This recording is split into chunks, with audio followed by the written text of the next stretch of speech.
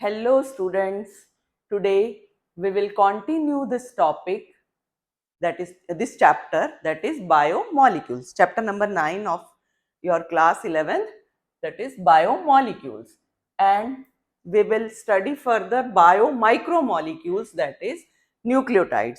हमने पहले amino acid पढ़ लिया है, हमने मोनोसेक्राइड, ओलिगोसेक्राइड, ये वाले माइक्रोमोलिक्यूल्स पढ़ लिए हैं. अब हम नेक्स्ट पढ़ने वाले हैं nucleotides.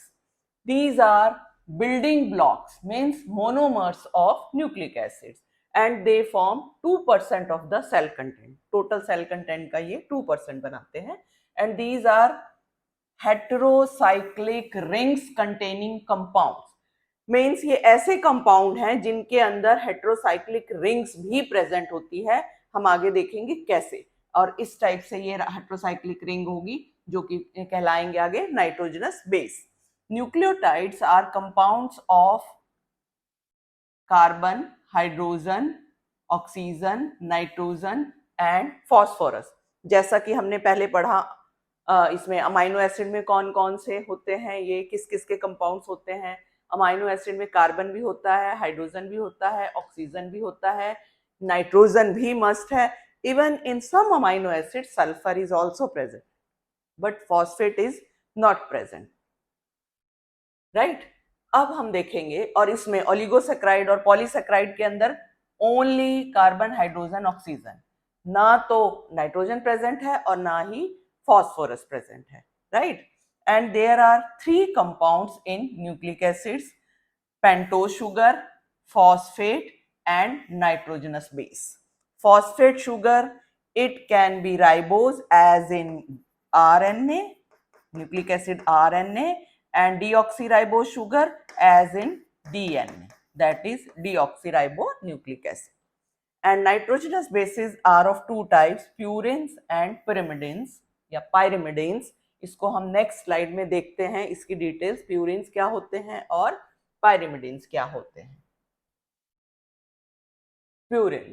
Purines are 9-membered double ringed structures. 9-membered double ringed structures देख सकते हो आप. अब आपको लगेगा क्या ये डायग्राम आता है एग्जाम में?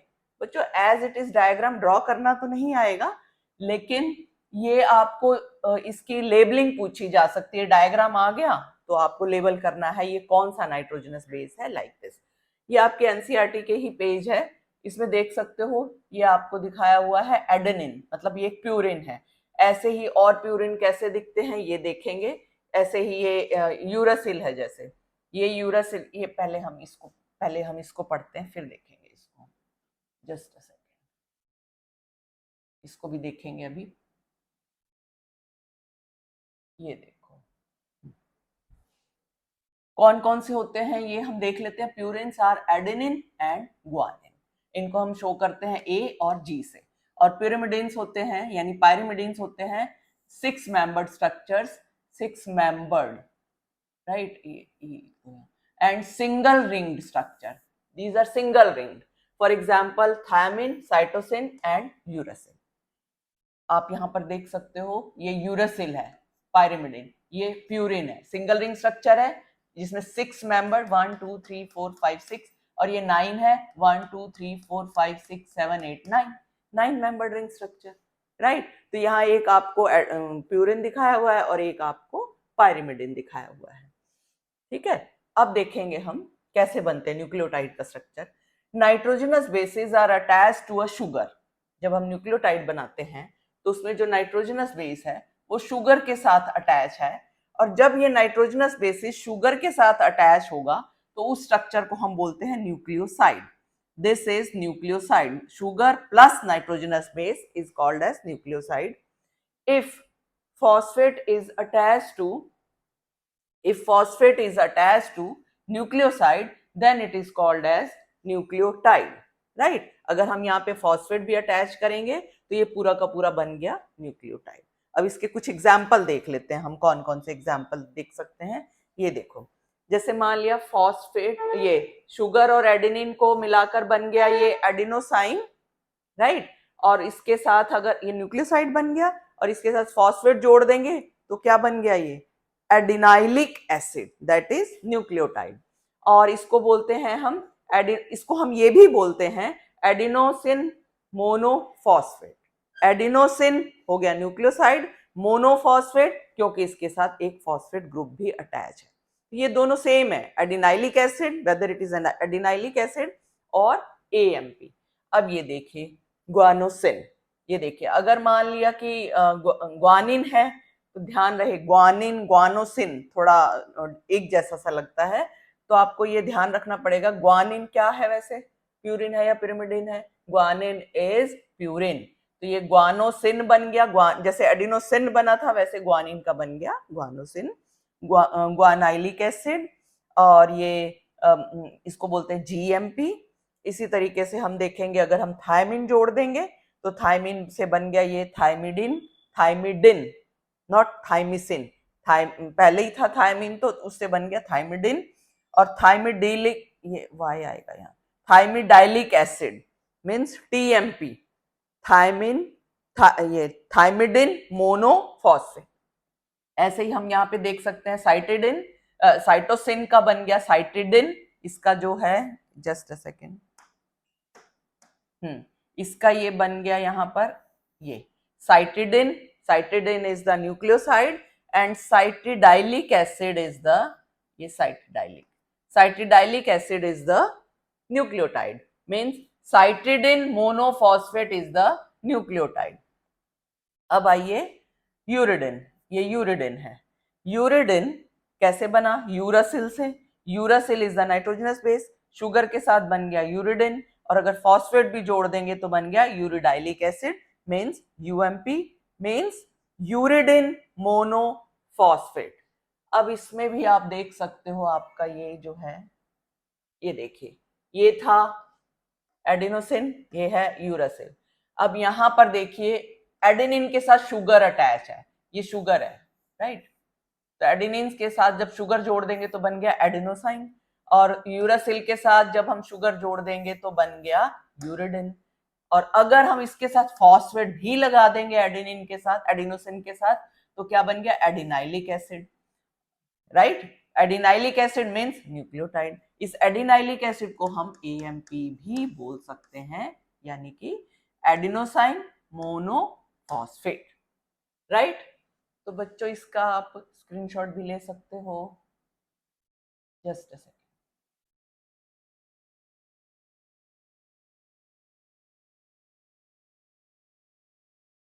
ये लो, ये ले लो स्क्रीनशॉट।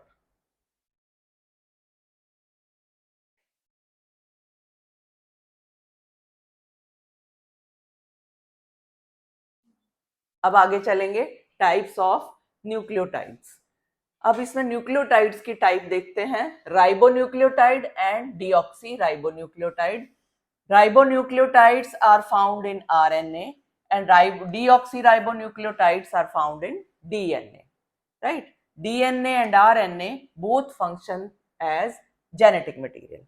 वैसे तो हम देखते हैं DNA is the genetic material in most of the organism, but RNA is the genetic material in some of the viruses.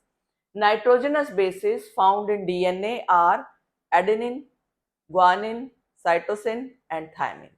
And nitrogenous bases found in RNA are adenine, guanine, cytosine, and uracil. Means ये तीनों तो same ही है, adenine, guanine, cytosine, but uracil in place of thymine. तो आपको पूछा जाए अगर इनमें डिफरेंसेस तो आप ये जरूर बताओगे कि uracil is found in RNA in place of thymine. अब हम नेक्स्ट माइक्रोबायोमोलिक्यूल देखेंगे जिसको बोलते हैं हम lipid.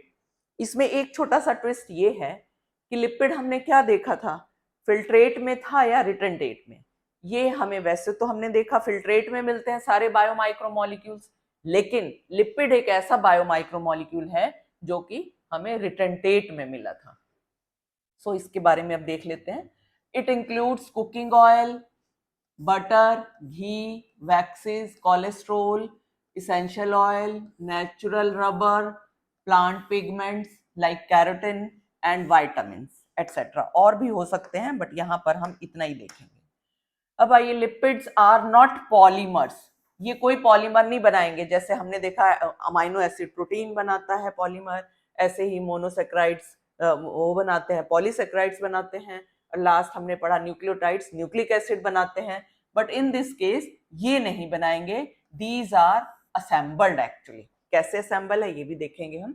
They are large molecules but not very large to be called as macro molecules. हैं, लार्ज तो हैं बट इतने नहीं है कि इनको हम मैक्रो बोलें, और ना ही ये पॉलीमर बनाते हैं। ये दोनों बातें इनके बारे में इंपॉर्टेंट है। अब आइए, they are non polar, therefore insoluble in water. These lipids are insoluble in water. They dissolve in non-polar organic solvent such as ether, chloroform, benzene and acetone. They disperse in water as minute droplets forming emulsion. छोटे छोटे droplets इकट्ठे होंगे जिनको हम emulsion बोल सकते हैं। Lipids form about 3.5% of the cell content and they do not polymerize to form macromolecules. ये जो मैंने ऊपर बताया था ये इसका एक बहुत ही इंपॉर्टेंट पॉइंट है। ये पॉलीमराइज नहीं होंगे, ना ही ये पॉलीमर है ना ही ये पॉलीमराइज होंगे, ना ही ये कह सकते कि मोनोमर है, क्योंकि ये पॉलीमराइजेशन नहीं करते। लिपिड्स में बी सिंपल और compound. Simple lipids are fatty acids and glycerol, जिसमें से हम ये स्ट्रक्चर देखेंगे सिंपल लिपिड्स के बारे में कि फैटी एसिड और ग्लिसरॉल का। ये देख सकते हो बच्चों, दिस इज ग्लिसरॉल। ग्लिसरॉल में 3 होंगे कार्बन और इनके साथ जोड़ दो आप HOH HOH HOH HOH और इधर H लगा दो, तो ये इसको केमिकल नेम ये भी बन गया tri hydroxy propane, because there are 3 carbon atom and 3 hydroxyl group. अब ये देखिए fatty acid. Fatty acid has a carboxyl group, एक तो यही हो गया carboxyl group, attach to the R group. क्या होता है आर ग्रुप ये भी देखते हैं। आर ग्रुप हो सकता है मिथाइल ग्रुप या इथाइल ग्रुप और higher number of CH2 group. Higher number कितना, 1 कार्बन से लेकर के हो जाएगा, हो सकता है ये 19 कार्बन भी। जैसे कि एग्जाम्पल के तौर पे देख लीजिए palmitic acid and arachidonic acid. Palmitic acid में 16 कार्बन होते हैं और अरेकिडोनिक में 20 कार्बन होते हैं।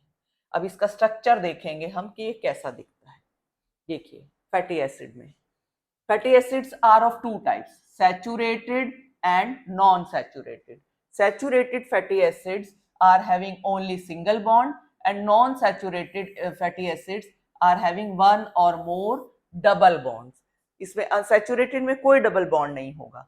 जैसे यहाँ एग्जाम्पल के तौर पे हम देखते हैं, सैचुरेटेड का एक एग्जाम्पल है और एक अनसैचुरेटेड का एग्जाम्पल है। तो सैचुरेटेड में आप देख सकते हो ये कितने कार्बन की चेन है, इसके अंदर ये बन गई 18 कार्बन की चेन हो गई ना, ये 16 कार्बन की चेन है। ये 16 कार्बन की चेन में से ये देखो ये आर ग्रुप है CH3, ये आर ग्रुप CH3 है और इधर एक कार्बोक्सिलिक ग्रुप लगा हुआ है, फैटी एसिड है इसलिए। बाकी सारा CH2 CH2 CH2 CH2। तो हम बोल सकते हैं ना, देखो CH3 CH2 के 14 ग्रुप्स हैं और एक ग्रुप है ये COOH, राइट।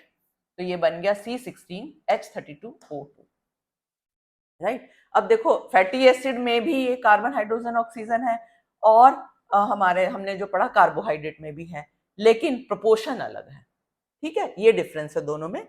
अब अनसैचुरेटेड फैटी एसिड देख सकते हो। अनसैचुरेटेड फैटी एसिड इसका फॉर्मूला ये था CnH2nO2 और इसमें है CnH2n-2O2। तो इसमें क्या चेंज है, इसमें देखो डबल बॉन्ड के होने से 2H कम हो गए यहाँ वाले, राइट। बाकी सारा सेम है, यूं का यूं, पूरा यूं का यूं है, ये इसमें कोई डिफरेंस नहीं है। ये हमने डायग्राम ड्रॉ की, इसका स्ट्रक्चर बनाया है ओलिक एसिड का, C18H34 एंड O2। तो आप देख सकते हो यहाँ पर ये COH, यहाँ CH3, बाकी बीच में जितने कार्बन है उतने हो गए, और ये हाइड्रोजन जितने हैं, हाइड्रोजन मतलब जितने होने चाहिए इसके हिसाब से 2 कम लिखना, क्योंकि यहाँ CnH2n-2, राइट। अब हम देखते हैं आगे अरेकिडोनिक एसिड।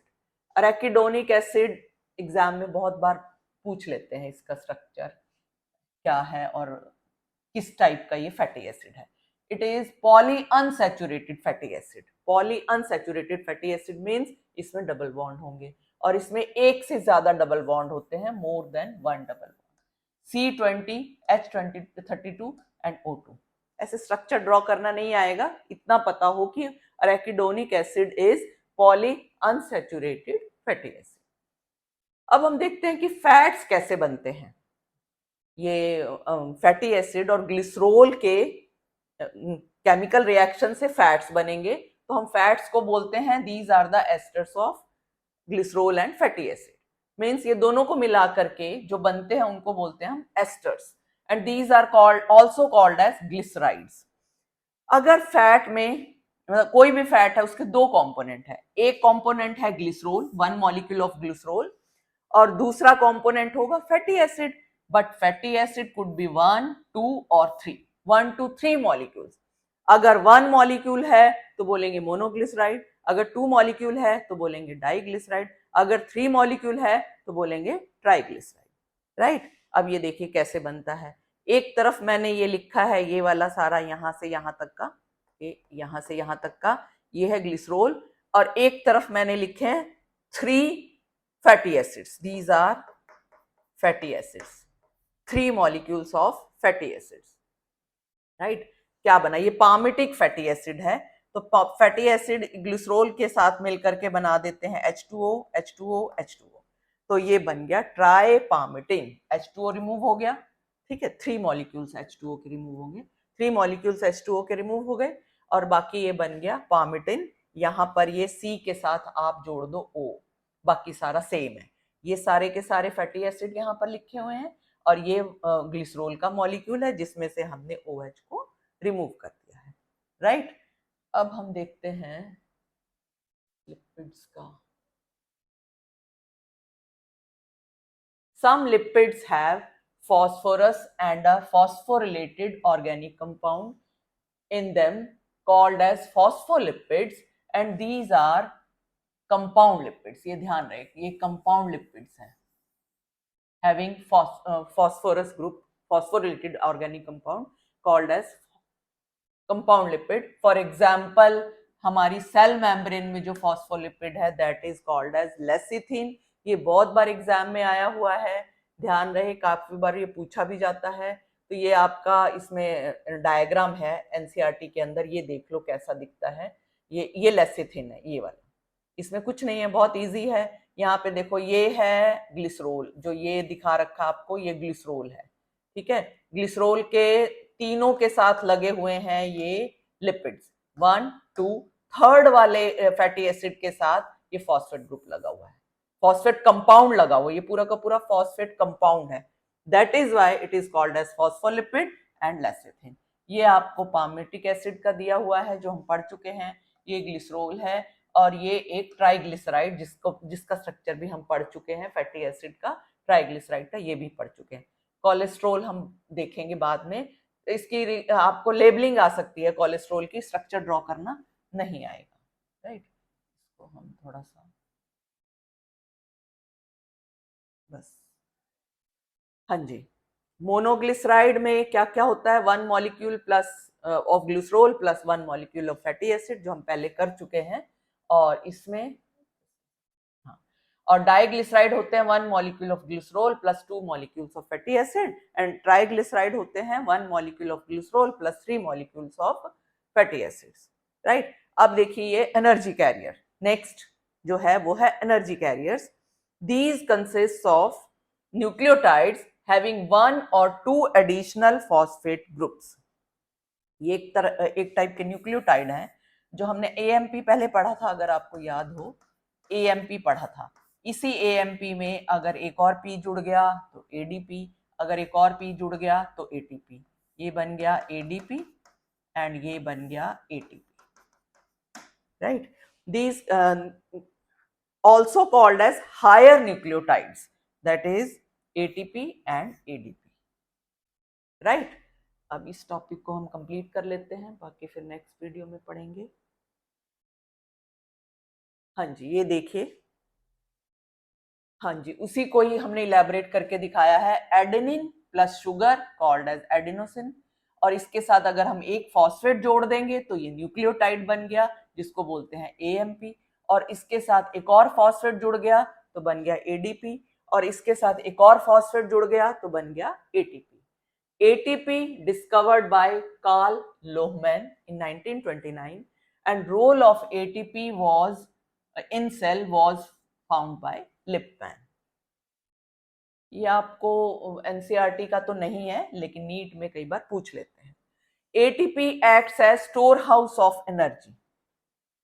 कैसे स्टोर हाउस बोल सकते हैं, ये देखो एनर्जी कैसे स्टोर करते हैं ये, जब एडीपी इनऑर्गेनिक फॉस्फेट के साथ मिल करके एटीपी बनाता है तो उस बॉन्ड के अंदर ये एनर्जी को स्टोर कर लेगा, राइट। ये देखो ये है एडीपी, ये इस बॉन्ड के अंदर ये एनर्जी को स्टोर कर लेगा, और इस एनर्जी को बाहर कैसे निकलेगी ये, जब इसका हाइड्रोलिसिस होगा इन प्रेजेंस ऑफ एटीपीज, तो ये एडीपी एंड इनऑर्गेनिक फॉस्फेट और एनर्जी इससे लिबरेट होगी। ATP is the most common energy carrier and it is also called as energy currency of the cell. इसके साथ ही ये वाला टॉपिक कंप्लीट होता है। नेक्स्ट देखेंगे हम primary metabolite and secondary metabolite के बारे में पढ़ेंगे हम नेक्स्ट वीडियो में। Thank you.